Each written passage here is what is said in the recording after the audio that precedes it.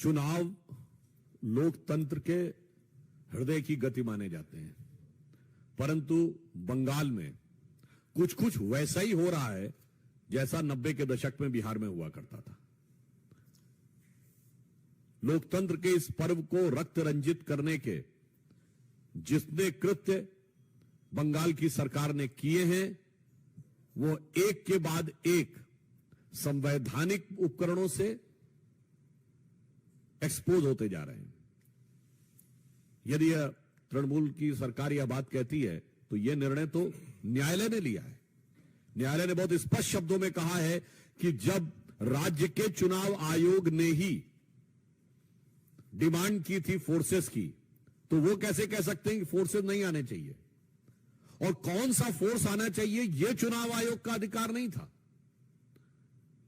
चुनाव आयोग यह मांग सकता है कि मुझे सुरक्षा बल चाहिए, कौन से चाहिए, कैसे चाहिए, यह उनका अधिकार नहीं है। यह प्रश्न करने का अर्थ होता है कि उनके मन के अंदर का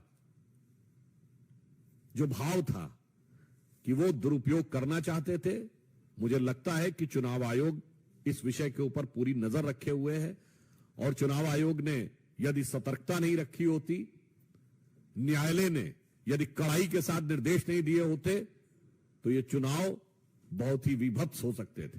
परंतु हमारे कार्यकर्ताओं की जिस प्रकार से हत्या, प्रताड़ना हो रही है, इसके उपरांत भी जिस दृढ़ता के साथ वो लड़ रहे हैं, वो लोकतंत्र के प्रति भारतीय जनता पार्टी की निष्ठा का प्रमाण है। और जो कुछ पश्चिम बंगाल की सरकार कर रही है, वो लोकतंत्र को किस प्रकार से सत्ता का दुरुपयोग ही नहीं, सीधे हिंसा के द्वारा प्रभावित करना। क्योंकि पिछले चुनाव में एक बहुत बड़ा हिस्सा था जिन्होंने वोट, मतलब सिंगल नॉमिनेशन हो गया था, अनअपोज्ड। मगर उससे ज्यादा बड़ी बात यह है कि इसमें किसी को भी न लोकतंत्र की समस्या नजर आ रही है, न लोकतंत्र में हत्या नजर आ रही है।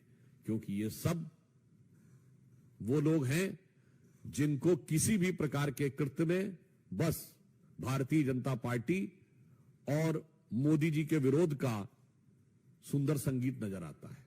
चाहे व्यक्ति कार्यकर्ताओं की हत्या हो जाए, चाहे लोकतंत्र रक्त रंजित हो जाए।